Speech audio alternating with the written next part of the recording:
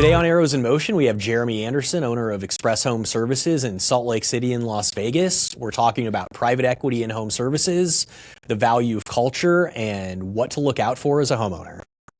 It's like turned into the spamming of are you open to sell your house? It's like the Yes, business equivalent of that. It's the it same is. thing. It's just thoughtless garbage and slop. Mhm. Um, So let's kind of rip right into it. So we talked a few weeks ago, and you brought up kind of the prevalence of private equity in the home services space. Yeah. After we talked, I looked up some current numbers, and I think it was right after the time Apex Service Partners took in an investment like a month or so ago, and they were valued at $10 billion. They're in 50 out of the top 50 markets in the United States. I saw $50 billion has been put into home service business from private equity in the last 10 years. Like, the numbers are huge. And kind of the crazy thing that struck me is local consumers think often they're calling a mom and pop business, but it is a mega corporation backed by private equity. Oh, yeah. Yeah, it's huge. I mean, Blackstone didn't buy Service Champions because they think it's a dead end thing. Apex is, trying to compete.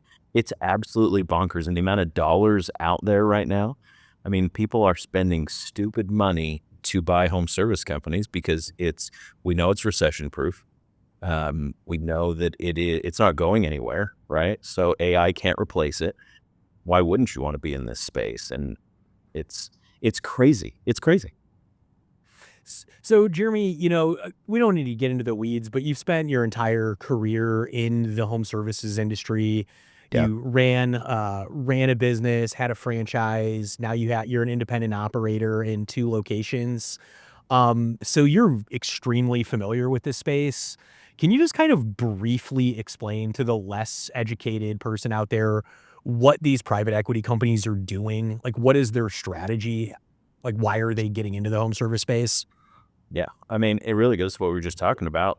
Not to mention, their whole goal is to come in, um, and they want to obviously they pay an absorbent amount of money, get into the space, and their whole goal is to increase profit, right? So the only way to increase profit is you have to make cuts and you have to increase prices, right? So at the end of the day, it's ultimately on the backs of the customers, it's on the backs of the employees, and the only people really truly benefiting from it are private equity. In fact, some of the owners that cash out, the amount of money they get isn't even enough to retire. They're going to have to go back to work at some point. So it's really just the way I kind of look at it is it's 80s Wall Street before they started enacting all the rules. It's the Wild West. So it sounds, is it as simple as this? Is these private equity companies come in, talk to these mom and pop operators and give them this allure of a big payday to kind of end the headaches of running this business, take the business over. This payday is not enough to retire with. And then after the private equity company assumes control of the home service business, they make changes to maximize profit, like you mentioned. Yeah, that's exactly right. I refer to it probably not kindly or gently as the rape and pillage model, which is, I want to come in, I want to do a hostile takeover of your business, especially if the owner's exiting. They don't really care at that point. There's no real legacy. Maybe the name. They come in, they want to go through, burn the database. The customer dies or buys, right? And so it becomes and if they're not buying, hey, I'm going to invest so much money in marketing that I'm buying my customers to add to yours.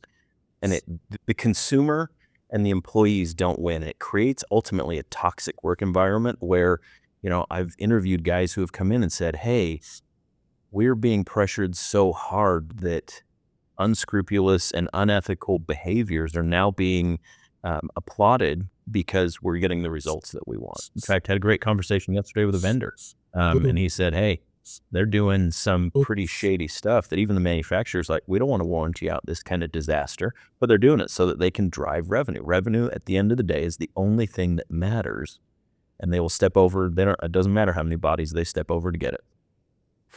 Ugh, God. One. So, can you just, like, practically walk through you already mentioned, and it's kind of obvious that when a business spends money buying another business, the ultimate goal is make it more profitable and then sell it later. Sure. Um, Practically speaking, we already know that people at work generally follow their incentives. So when you have HVAC technicians and salespeople motivated to increase profit, can you like practically explain what kind of unscrupulous practices or what their incentives are or how they're operating? Yeah. I mean, it's unfortunately because there's not an AI component to it. There's not a lot of technology into it. It's a lot of hands on. It's a lot of in the attic, outside of the customer's viewpoints. It's, in a basement. It's under a crawl or in a crawl space. It's out of sight, right? So I can do whatever it is that I want. It's part of the reason that the industry gets such a black eye because consumers don't totally understand, right? Which makes it even easier for people who are doing things not the right way to, hey, your ductwork's falling apart and show a picture of a duct system. It's not actually even their duct system.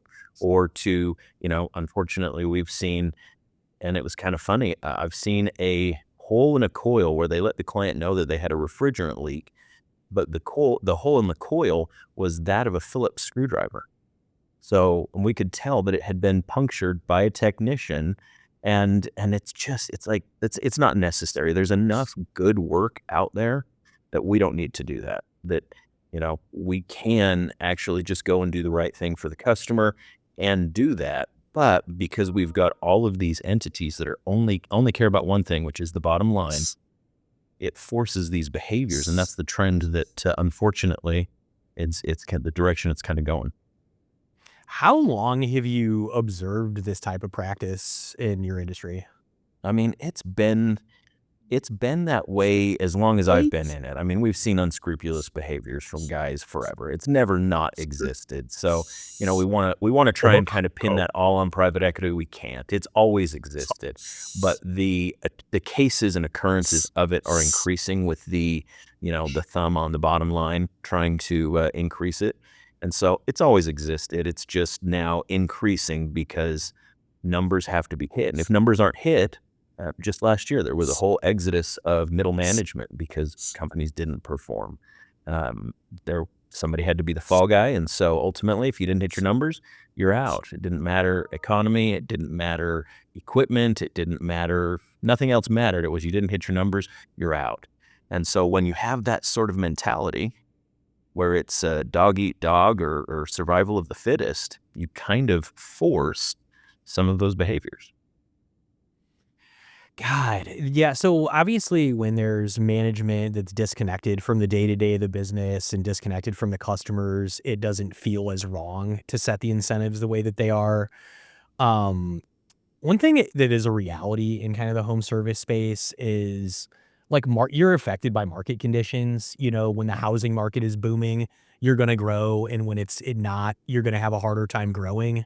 Sure. So, is it the reality of these PE-backed companies is when you're in kind of like a recession in the housing market, they still have to grow, and the only way to do that is tighten the screws on the customers? Yep, that's exactly right. I mean, there is no excuse for not hitting your numbers. Companies PE cares about, again, one thing and one thing only, and that's bottom line. That's it. They like to paint a pretty picture that they care about everybody and they want everybody to do better. At the end of the day, it really is bottom line. That's it. It's interesting. So, you're in the space, you know other people that operate similar businesses. Is it everyone in your position is conscious of this sort of takeover? You know, I think everybody knows about it. It's not. I mean, I have some great friends that work in the PE space. Uh-huh. That a lot of guys PE, especially in the middle management role, probably pays the best. In the field, I can compete with PE as far as paying technicians to come in, do the right things, and pay them a livable working, fabulous wage, right? But when it comes to middle management, that's where PE kind of ekes things out. And ultimately, it becomes you kind of plug your nose and deal with it, right? You kind of turn a blind eye to, I don't want to look at that. I don't want to see that. I don't want to know about that. Having worked with installers that have gone behind and installed systems in these cases, I mean, a 6-year-old air conditioner, the likelihood of it needing to be replaced is slim to nil.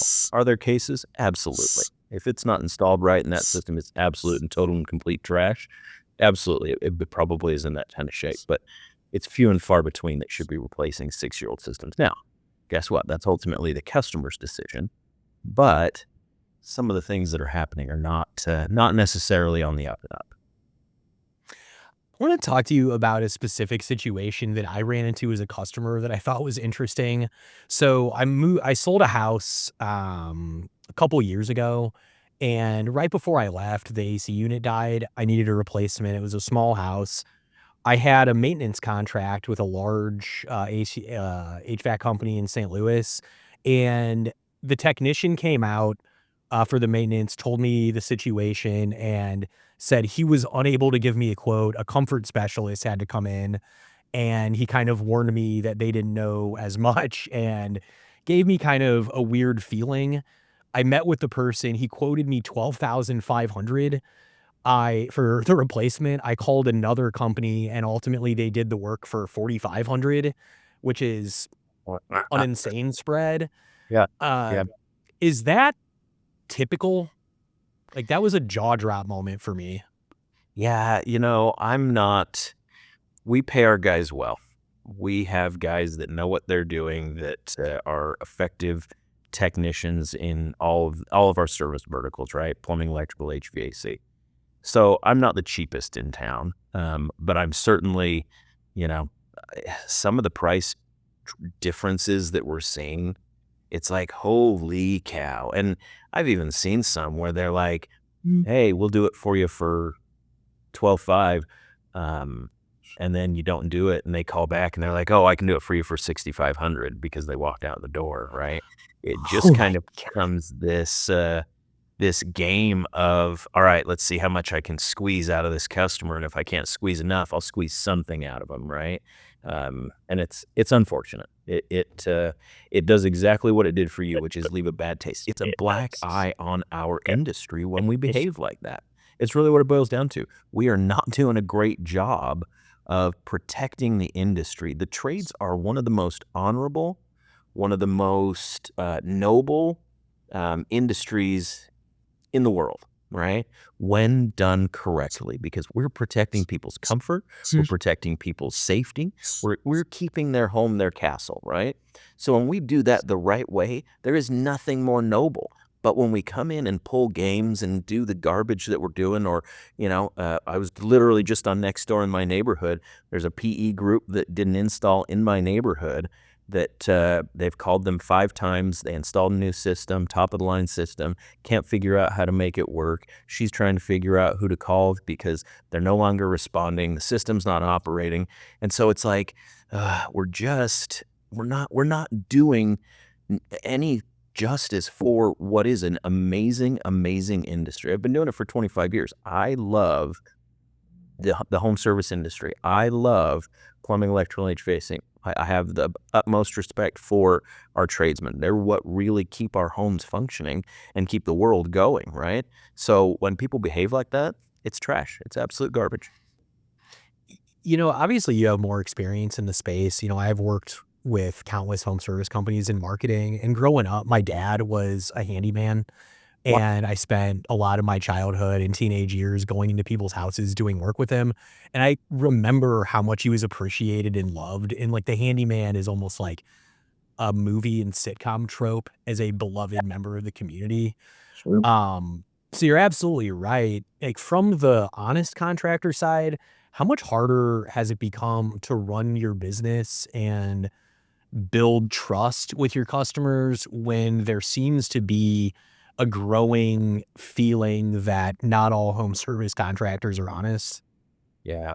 It's definitely increased. We definitely, you know, there is a customers just kind of, they wonder, right? They wonder if, are you a good guy or are you a bad guy? They have to trust somebody. My AC's out, my electrical's not working, I've got a sewer backup, whatever it is. I have to trust somebody. But everybody's got this, I'm not sure if I can trust this guy. I don't know if I believe him. I don't know, it absolutely makes it harder for everybody because, most tradesmen, it's sad. Most guys, when they graduate school, their goal is not to become some, you know, pusher, some, sharp tooth salesperson that silver tongue guy that's just absolutely out there to take as much money from every homeowner as they can, right? And so it makes it absolutely harder. Um, Now, on the flip side of that, once we explain and help that customer understand who we are, for us, it's beneficial. It's fabulous, right? It becomes once we break down that barrier. I mean, if you look at our Google reviews, our customers love us, right? It's because we go in there and we want to do the right thing every single time. We want to have a conversation with them. We want to, we preach to our team. Your job is to go in there, build a relationship with these people, provide them an education as it pertains to their home's systems, plumbing, electrical, and HVAC, provide them with honest, on upfront options, right? And then let them make an informed decision. After that, you gotta love energy efficiency, right? In Yeah. fact, it keeps trying to go dark on me because I don't move enough, but it is one. I gotta sit here and just shimmy. Shimmy and jive. Yeah, I mean, hey, that's a great core workout, right? But it's really, that's noble. That's what the trades are supposed to be. Here's what we can do with your home. This is what's safe. These are your options. This is what technology has advanced for it. And you know what? At the end of the day, I don't care what option you pick. If you don't pick any option, my goal is that I want you to be my client. I want you to be my customer. I want you to be our friend. I want for you, when you think of plumbing, electrical, HVAC, I want you to call me. I want for when your neighbor needs something, for them to call us, right? I want for you to refer us. And I want you to feel comfortable in that spot. And if we're just doing the right thing, it's really what it boils down to. It's not about the bottom line. The bottom line naturally happens when you do the right things. There was just, like, such a huge wave of these, like, business instructional books, like The Go-Giver and, like, things like where the whole concept was built around the more you give, the more you educate, the more you help, the more it comes back. And I Mhm. think what you just hit on is when you're talking to your team, it's very clear. It seems like the role is to, like, educate and help guide toward the right decision, where in an alternative business, the goal might be generate the most profit per sale, Yep. and that is it, and everything those are the foundation for how people look at their jobs and look at their life. Yep. Yeah. Oh, it's exactly right. That's exactly right. Our job is to help people, right? I don't want you to make a bad decision. That's what I don't want you to do. But if you have to do that Band-Aid repair today because financially it's not in the cards for you, you know what? I have to be okay saying, you know what? We gave them that option. We're going to go with it. It's not what we recommend, but guess what? It will work and it will get you taken care of today. Do you know how many of those customers call me back later and are like, hey, you did the right thing for us. We're your customer. We now wanted to go ahead and do this replacement. It happens for us regularly, right? I like that. That for me is the trades done right, right? Because the only thing that we don't know their financial situation. We don't know all the extenuating circumstances that are going on in their life. Our job is just to give them the options with an education from a friendly and kind standpoint and let them make an informed decision as a consultant with them as it pertains to their home. At the end of the day, it's their decision. Our job is just to make sure they know what they can do. So I just know from working with you that you're an extremely kind of, like, hands-on coach with the team. Something I just thought about while you were talking is, have you had any situations where, like, you've hired technicians from other companies and you've had to, like, deprogram them from, like, bad behaviors? Yeah, it's funny because I was just recounting this story. There's a gentleman that worked for me here in town that he has his own company now, and I hired him, and he was one of those guys that he was good at having the conversations. He was very good at it, and he calls me one day after he'd worked for me for about a week, and he apologizes, and he says, I know I don't have a lot of clients that are replacing their systems, but I want you to know that I'm trying my best. I'm doing my best." And there was a certain amount of guilt that he had been working for a week plus, and nobody had replaced their air conditioner, but he was doing the repairs on these broken air conditioners. And I said, "Who cares? Did you give him the options?" "Yep." "Then you know what? You did right by." I mean, he literally had guilt. He was afraid he was gonna be fired because he didn't have that experience where everybody was buying an air conditioner, right? And so I was like, "No, man. Like, that's if you're doing the right thing, I don't care. I don't care. That it will happen, it will come. If you do the right thing, it always happens. It always does." I think that's the safest way to look at running a business is have just like a core set of values and know that over time, if you do the right thing, assuming you follow like basic business fundamentals, Absolutely. it's going to come back to you. Um, why is it so hard to break past this like month by month, quarter by quarter, target by target mentality that people have? It's just It's a good question. I mean, don't get me wrong. We use KPIs, key performance indicators in our business, right? We use budgets. We build budgets based off of how we need to price and goals and et cetera, right? But it's not a we meet every month on the first Friday of every month. We have breakfast together as a team. We video chat with whatever branch I'm not in, and we go over the wins and the things that we didn't do as well. Right? Where did we miss? What didn't we do fantastically? But it's never a beating. Right? I never want my staff to feel like, hey, I'm not hitting numbers. I want my staff to focus on what aren't we doing in that appointment that's not making things happen for you, right? Are we shortcutting getting to know that client a little bit? Are we shortcutting providing them with options that make sense? Do the options that we're providing make sense, right? Because people don't say yes to things that don't make sense. That's reality. It would be a financial disaster. It would be a terrible decision. "Oh, this doesn't make sense. You know what? Yes, I'm going to absolutely do it." That doesn't make any sense, right?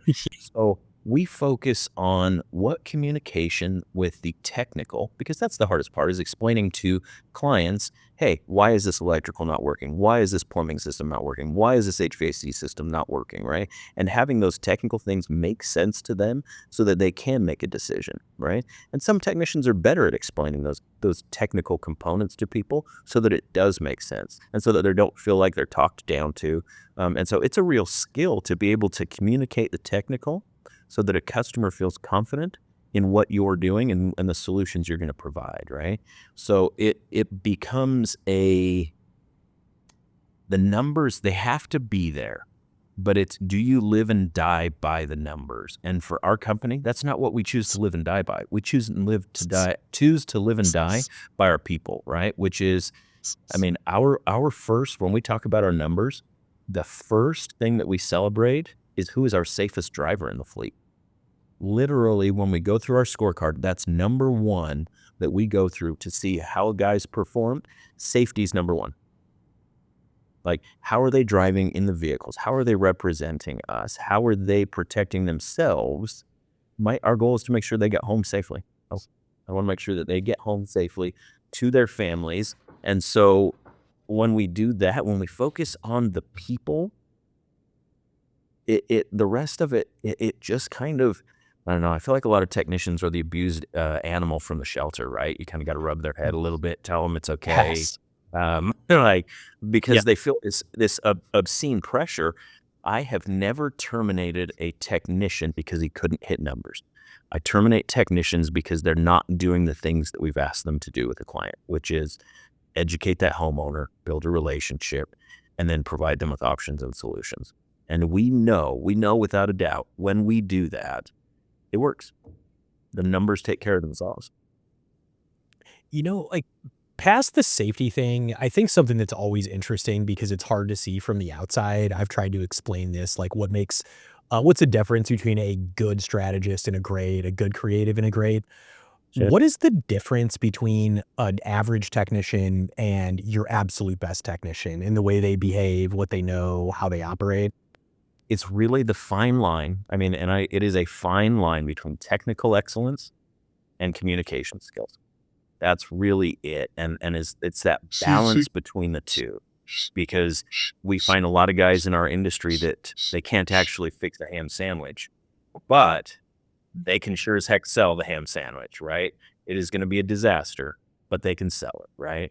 Or we've got guys that are the absolute world's greatest technicians, but the customer never ever gets to see it because they can't communicate it to the customer, right?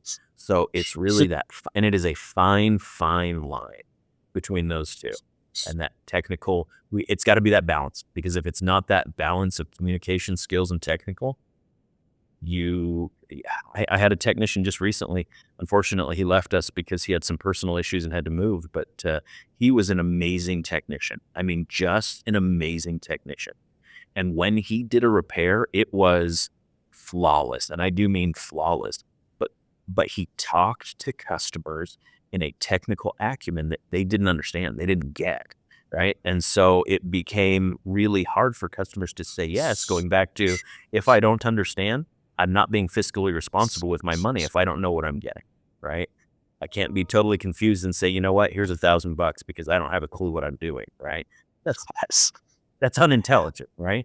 But I can assure you, when I looked at his estimates, the things that he was trying to communicate, absolutely fabulous. He was dialed in, he was honest, he was ethical, he felt good about his repairs, he wanted to feel good about his repairs, he wanted to do a great job, but he couldn't communicate it. Now, we didn't terminate him because of that. He, unfortunately, again, we would hire him back today. If he moved back to the area, we would hire him back today, because we know he's doing things the right way. We can work on those communication skills with someone like that, but we got to find that balance, right? We got to find that perfect balance between that technical and that communication skill. That would brings me to a question. Obviously, in your role, you're extremely people focused, which is kind of table stakes for a successful home service company. What do you find to be easier to coach on? Is technical skills or communication skills? Probably technical's a little bit easier. Most guys that get into the trades they want to work with their hands, right? That's what their desire is. They want to fix things. They're guys that they want to be hands-on. They want to be moving. They don't want to sit in front of and chit chat, right? And so the technical for them comes much more naturally most of the time. That's just the way that they're wired, right? So trying to teach them how to talk to people, trying to teach them how to open up to people, trying to teach them, in some cases, how to just be friendly, right? Because they tend to be, not all, but they tend to be more introverted, right? So it's getting them to open up and understand and be genuine, right? I want to do business with people who are genuine. I want to do business with people that I like and trust, right? And in order to do that, there's a human element to it. And some of these technicians, as soon as they get in front of a person, they're like freeze, right? And so we have to work on that human component. But when your organization is people focused and we like to have fun together, it helps take some of that edge off, right? Nobody's worried about getting fired for not hitting numbers, right? Because everybody on the team is rowing, right? Everybody might be rowing at a little bit different pace because everybody's performing and in a different place. But we have an electrician with us that we hired directly out of school that is doing an absolutely fantastic job. Did he start out just absolutely crushing it as far as having great conversations with customers? No, not at all, right? Mostly what he was doing was replacing outlets. And he was doing one outlet at a time. And is that profitable for the business? No. But guess what? As he's gotten better, my gosh, he just had a wonderful conversation with a client because their smoke detectors died in the house, and he discussed different options to remedy the situation. Obviously, that's a life safety issue, and he was just absolutely so happy that they decided to go with his top tier option. And he's like, "This is great." He was so excited, and it was awesome to be able to give him a raise because he's climbing and he's doing the things that he's supposed to do, and there's an evolution, right? He's evolving as a genuine human being. His confidence as far as the electrical skills that he's got are growing. And it's so rewarding to watch guys because their lives start to change, right? And it's doing it the best and the right way. And so that's where it becomes really, really awesome to watch. So you painted a really good picture of how, from someone I consider myself fairly well educated in this space, of a typical scenario where a home service company is invited into a home to sometimes do a smaller repair Yep. and or an installation. And as they work through the house and get to know the customer, they often see things that, whether it's a safety issue, a quality of life improvement, things that could happen. Their job there is to explain to the customer what could happen, what should happen, and why. Yeah. And the difference between ethical and unethical is pushing and pushing and pushing to maximize value. Can you explain kind of, whether it's at your place or typical, how are these people incentivized to make sales and recommendations? Like, what is a typical incentive structure for this type of technician? They vary, right? We teach our guys, we don't pay our guys hourly. We pay them flat rate, right?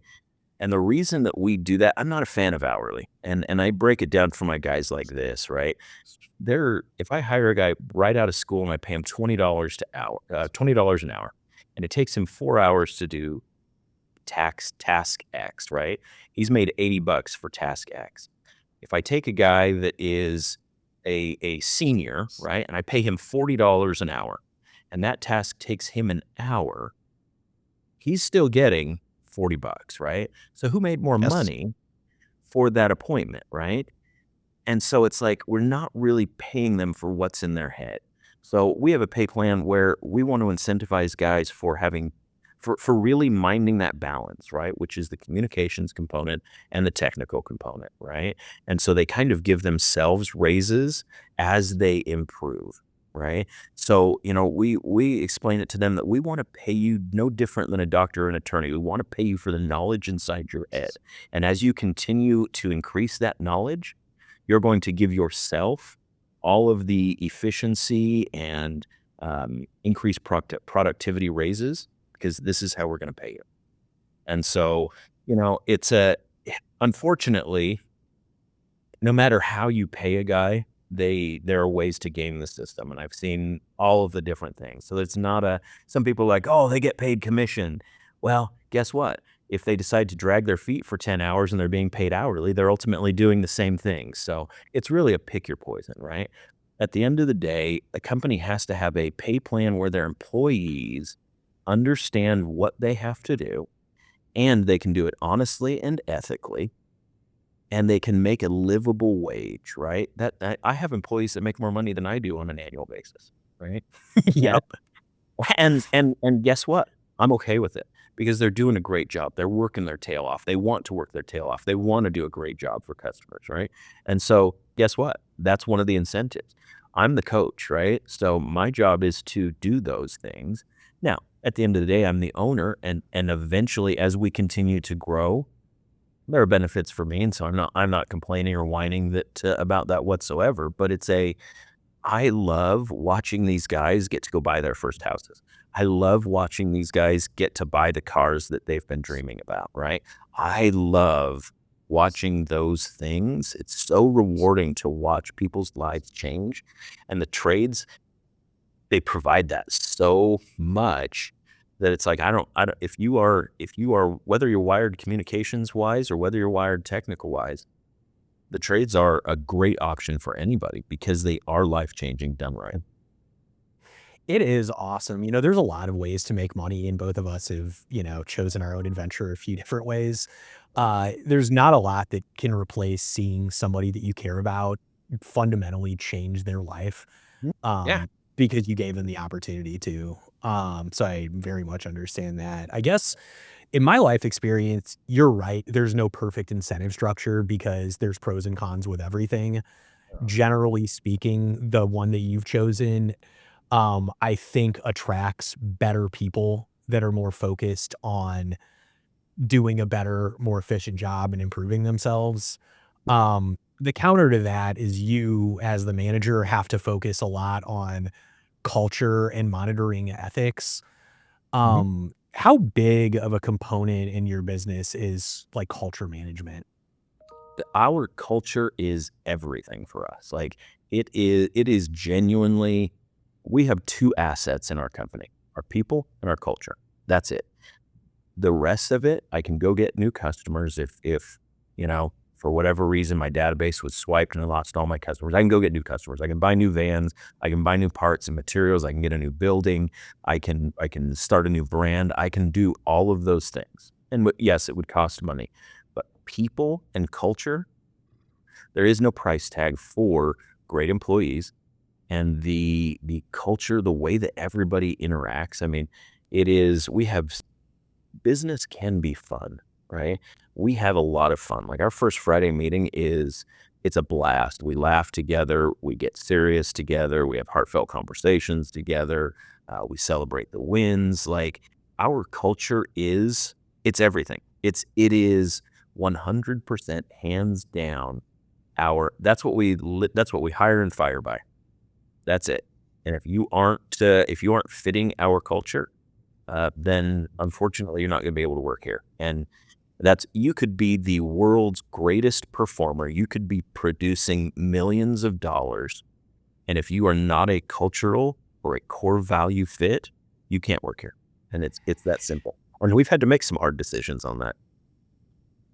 Yeah, I mean, it's difficult when a top producer, whether it's a salesperson in a marketing company or a technician in an HVAC company, we arrived at a bad apple spoils the bunch like 500 years ago. It's like, Yep. It's um, how does it how does that influence the way that observation I made is as you get further along in your business career, like you understand more and more the team is everything. How is the way that you've looked at recruiting and interviewing and kind of onboarding employees changed over the last 25 years? our goal, we've come up with questions for our employees that we believe kind of give us um, some insight into how their brain works and who they are, how the quality of work that they want to do, how they want to grow. We've come up with a handful of questions that we ask our staff during that hiring process that uh, really kind of tell us who they are. The rest of it we get from the conversation, right? And you can kind of tell if someone's genuine, right? Now, there's a nervous component to it. You can tell if someone's nervous. And in fact, one of the things that we love to do is, are you nervous? Oh, yeah. Yes. Right? And ask them that. And it's amazing how much that takes it down, right? Because we're just people. My business partner, Stacy, and I, when we're in those interviews, we're human beings no different than they are, right?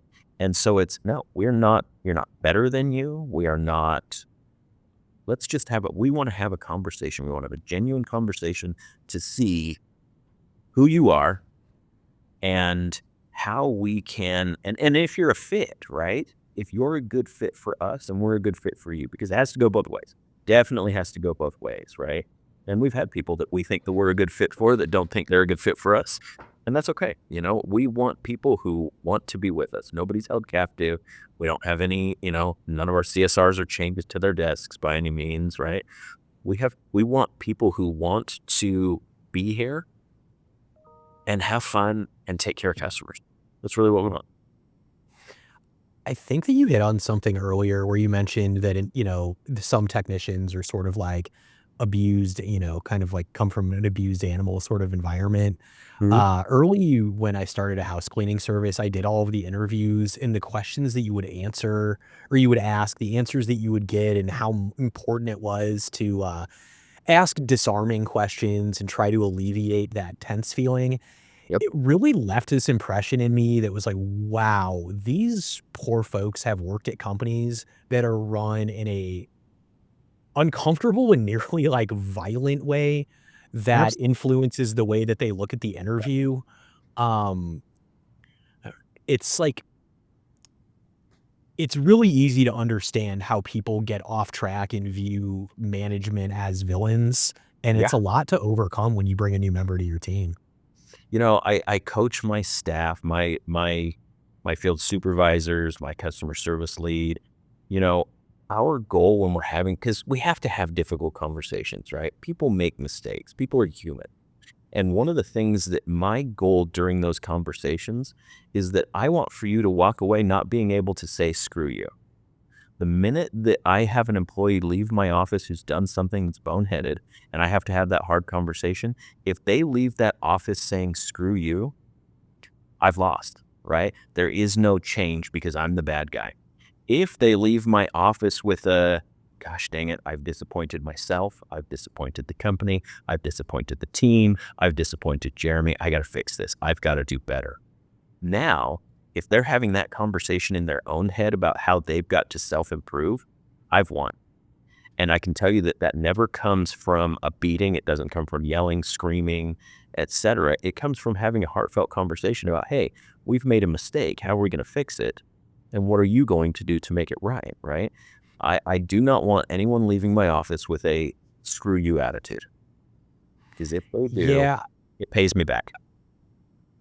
you can just tell from obviously, I've known you for about a year at this point. I can tell that you come from a position of compassion and patience with management, and I think it's a more difficult conversation to have, the one where you're trying to meet in the middle and come to an understanding.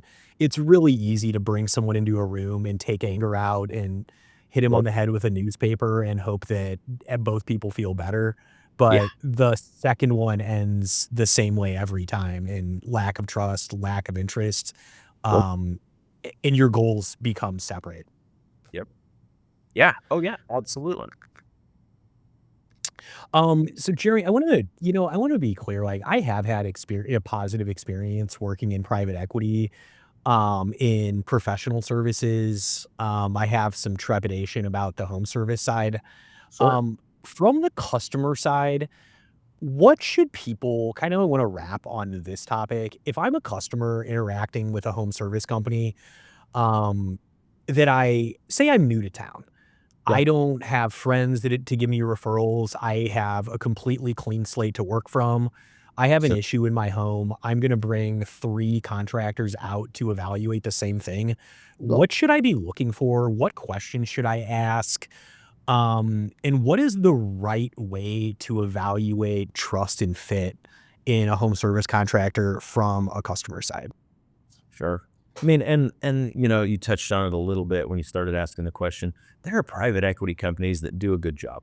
There are private equity companies that are not doing a disservice to the industry. And so there are, just like there are individually and privately owned companies that do crappy work, there are private equity companies that do a good job. So, to paint the brush with everybody, at the end of the day, to answer your question, it really is, if you came into town and interviewed 3 companies, it becomes okay, how is everything documented, right? On their invoices, is it more of a, do I feel like I'm buying a house or do I feel like I'm buying an air conditioner, right? If they've got more fine print on their agreement than they've got details about what they're going to do, it might be a red flag, right? Um, it's really a, do I feel comfortable with this technician and do I trust that they will manage my process through all the way, right? Because you got to be comfortable with that person. If you automatically get the ick from the guy, probably not the right guy. Simple as that, right?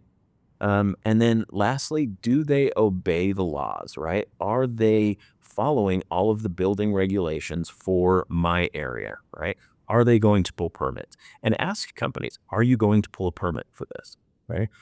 Building laws are there to protect consumers from those things, right?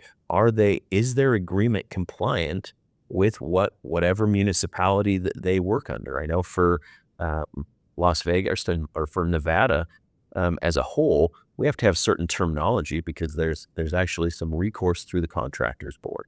If that's not on their agreement, if we're missing the basics of an agreement that they have to have on there, might be a little bit of a red flag, right?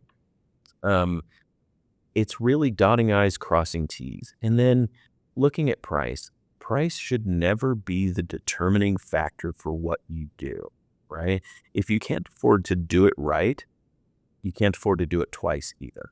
And that's at the end of the day, that is that is the best advice I can give someone is that if price is the determining factor, and unfortunately, I saw a study years ago and it said that most people who get three estimates actually get themselves into pickles or get hosed by contractors more often because the only thing they're able to actually tell the difference on is the price. They make the assumption that all contractors are created equal, right?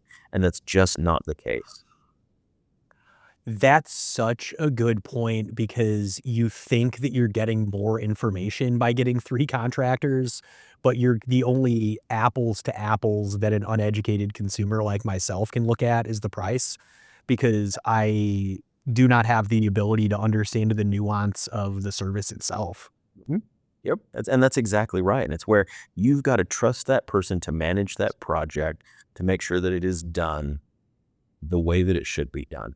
And for HVAC, are we going to be able to have proper static pressure? Is the air distribution system going to be adequate for this project? What kind of refrigerant am I getting? Well, how are you dialing in that refrigerant? Tell me about the tools that you're using. The problem is that consumers don't know those questions to ask. And so they have to trust that individual that they're managing the project the way that it should be done, that they aren't missing those things because a system that's not installed properly, you've reduced the efficiency, you've reduced how long it's going to last, and you've decreased the comfort in your home. And it's unfortunate because you're not going to get the life expectancy out of that system. You're replacing your air conditioner so that you get another 10, 12, 15, 20 years out of that system. If it's not done right, you aren't getting it. And that's unfair to the consumer because the consumer believes contractor A, B, and C are all automatically doing things the right way. I think it's interesting, like, we all have our own lives and perspective, and we forget that it's the same in other industries. Like, when I have a marketing conversation and with, a prospective customer and we feel the goals are not realistic or there's budget misalignment, I always say something that's like, I promise if you ask enough people, if they think this is good, someone is going to say yes eventually. But all I say to you is you're not going to be happy in 1 year. Don't work with me, but for the love of God, do not keep asking people to do this because it's gonna be a bad deal. Yes. Um, it sounds Yeah, like this. I get it because, at the end of the day, everybody, nothing starts without a sale, right? Coca-Cola, Pepsi, nothing in their factory starts if there's no demand, if nobody's buying, right? I get it. Stuff has to be sold, right? From the commercials we watch on TV, hear on the radio, look at in magazines, whether it be fashion, whatever it might be, something has to get sold. But at the end of the day, am I being sold or am I being a good consumer and doing my actual homework and getting what it is? Or am I buying fluff and hype, right? Because I agree, having talked and worked with marketing companies, there are guys that come in, promise the sun, moon, stars, and that it'll be delivered and fixed. And it's like, man, you know what? If it's too good to be true, it probably is. All right. Um, Yeah. and yeah, your space might be just as bad as ours about the crazy promises. Oh, it's getting terrible. It's kind of funny that, like, going back to the concept of, like, movie and sitcom tropes, there was this used car salesman idea, that was the garbage industry, that was the trash salesperson, and I think it's just become all of the industries. There's a person and a business type in every industry that has exactly the same reputation, and Yep. it just makes it harder for a consumer. Oh yeah, it makes it impossible to make a good decision, right? I mean, I think that if I buy, this top of the line inverter system with all the bells and whistles and everything else, I like to make the assumption that I'm doing what's right for myself long term. Well, I mean, if that is not put together correctly and in your home correctly, you've done yourself a massive disservice, and it's unfortunate. You said something that's interesting, and I think not how a lot of people who aren't, kind of like in small business, it's counterintuitive to what they think. I feel the same way, like, I can go get more customers because you turn on ads on and eventually you get them, but you can't do that profitably unless you have an amazing team to serve them. So, like, in Arrows Up, our growth is for the most part limited by the team that we build, and it sounds like the same thing in home services, and some people just skip the part of building a great team, plow advertising, send text out and just hope that it works out? Yeah, Is it hopefully, but h how it looks from your side of the table? I mean, kind of. I mean, it's really what separates our employees, and that's the beautiful part about it, is they care, right? I need somebody that wants to be there, that wants to do a good job, and that if they do make a mistake and they let that customer down, I want them to feel that pressure, right? I want them to understand that, yeah, there's a certain amount of pressure in that I've let this customer down. I'm not going to be able to get them air conditioning. I'm not going to be able to, fix their plumbing tonight. They're going to go without hot water tonight, whatever it might be. They need to feel the gravity of what I do is important, and I don't want to let these people down. I genuinely care about making sure I'm doing the best that I can. And that's what I need. I don't need you to be perfect. I need for you to have a genuinely human element and care about the people you're serving, because that's really what it is. It's service. We're hitting time. I wanna kinda wrap with this and maybe put you on the spot here is, I know a lot of people in business and home services especially kind of their their end game to some level is build the business up and take an exit and Yeah. take that big payday and go off into the sunset, whether it's in a new enterprise or retiring. So Um, how long have you, run Express Home Services? so we've had it now. We're hitting the 5.5 years.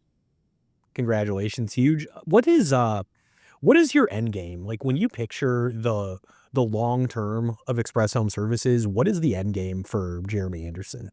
Yeah. So, I mean, Stacy and I, when we built this company, we built it with an end game in mind, which is no end, right? So, our goal is to have 4 locations to serve Las Vegas, Reno, Salt Lake, and St. George. I have family ties in all those cities. I was born in Reno, raised in Las Vegas. My grandparents, my dad, were born in Salt Lake. And I have a ton of family that live in St. George. My goal is to service because of those familial ties and because of that is to service those 4 communities and do it the right way. Our goal is to have 4 locations that produce anywhere between $5 and $10 million annually and do it profitably. But once we get to that point where we've reached we've hit where we want to hit, we've reached the profitability that we want to hit, is to be able to just go for Stacy and I. We believe that if we hit those numbers, that we can still know our team. And that's really important to us. We want for our end goal is to be able to basically bounce from branch to branch, discussing with them how they're doing, how their family's doing, hearing about their successes, hearing about that, to be able to provide opportunities for people that want opportunities, right? One of the challenges in the industry is that if you have a small business, there's a really low lid for growth, right? Well, we believe that we solve that with having these 4 branches to be able to keep great people, right? And when we keep great people, we're going to have to incentivize great people. So our goal is to never, ever sell. We are in the process of looking into kind of an REI or a Winco kind of setup where employees own the business. And so that ultimately the business goes on forever and we basically just get to have fun with our staff. That's our goal. Because you know what, if we're doing, gosh, 10% on $40 million, it's $4 million a year. We reinvest at this point because of our young company. We've reinvested most of it, but you know what? We can do a lot of things with 10% on 40 million bucks, and and just enjoy life, right? To not have staff that's so stressed out about hitting numbers, because you know what? If one of the branches organically grew beyond that $10 million, great, but that's not what we're going to be beating on anyone for, right? We like the $10 million size because we get to have those personal interactions with staff. We get to actually know them. We get to know their families. We get to do those things. So that's our end game, and that's what we came up with. That was the whole thing when we started this company, was that we didn't want to do anything on the backs of our employees. We didn't want to do anything on the backs of our staff. And we wanted to be able to have a culture and environment that allowed people to grow and to provide for their families in an honest and ethical manner.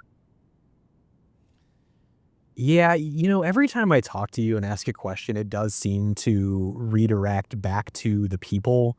And if your whole goal is to take a fair margin, give people opportunities, and celebrate the team that you've built, you're gonna end up in a much better place. So I think that's radically different from a lot that you hear.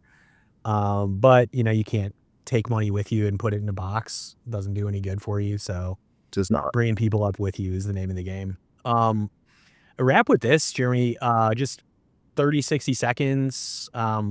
Why in your mind is Express Home Services the right place to call first in Salt Lake and Vegas if you're a homeowner in need of electrical, plumbing, HVAC? I think it really boils down to one, our pitch to the market, which is honest, ethical home services where you're in the driver's seat, right? We're going to give you the good, the bad, and the ugly as it pertains to your home's electrical, plumbing, and HVAC systems. That's reality, right? Our employees are paid well, they're paid fairly, and their goal is to make sure you're taken care of and you're the one making the decisions. Our job is to help you. Your job is to make the decisions and then to deliver a great product, right? We stand behind it. Everybody says, oh, we give 100% satisfaction guarantee. We make mistakes. Our guys make mistakes, right? They're human. I mean, it's going to happen. The thing about us is we will come hell or high water, make sure that you are 100% satisfied. And you know what? I think one of the biggest things is I don't hide as an owner for my customers. If you go on and you look at any one-star review on Yelp, on Google, on Angie, you will find my cell phone number and you can reach me anytime. I think that's unique, right? I think to be able to get a hold of the owner um, of any company, I mean, the next door comment I was reading said I've called 5 times and I can't get a hold of anybody, let alone manager or an owner, right? My cell phone is, you go look on any of those reviews, you can get my cell phone number. And it's this cell phone sitting right here that, if I get a customer call, I'm not afraid to get those things head on. And I think that's what's different about us. That means so much, and it's just I think a lot of the problems that are caused in a business is and there are many, when the owner or whoever the primary driver of the strategy is, when they get disconnected from the line level employees and the customers, that is the first thing that gives the business the opportunity to go wonky. Oh, yeah. Oh, yeah. Yep. And that's why I don't mind putting it on there. Now, look, I have managers that I want to handle those problems, but if they Mhm. can't, I want to make sure. I mean, I'm the one personally reading every single review that we get, 1 or 5 stars, right? I'm reading them. I see them. I look at them. They're important to me. If you have a 1-star experience, I want to figure it out. At the end of the day, I want to figure it out. Well, Jeremy Anderson, you're one of the good guys, and given that it is July and you're in HVAC, I know you are busier than busy, so I appreciate you carving an hour out to do this. I Absolutely. think that it's an interesting story to tell, and I appreciate you giving us some inside info on it. Absolutely. I appreciate it. Thank you, Scott. See you, Mr. Anderson. Talk to you soon. All right. We'll see you, Scott.